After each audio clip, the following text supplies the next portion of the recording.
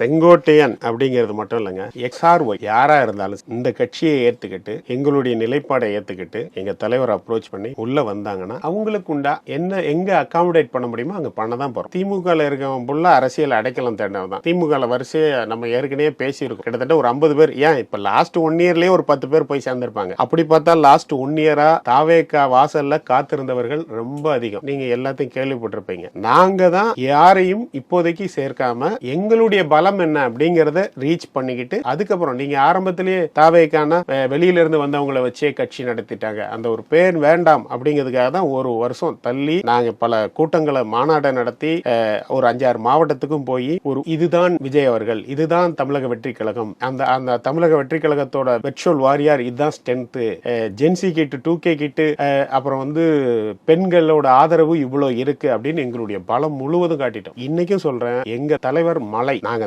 தனித்து நின்றே 234 பெருவாரியான தொகுதியை வெற்றி பெறுவோம்.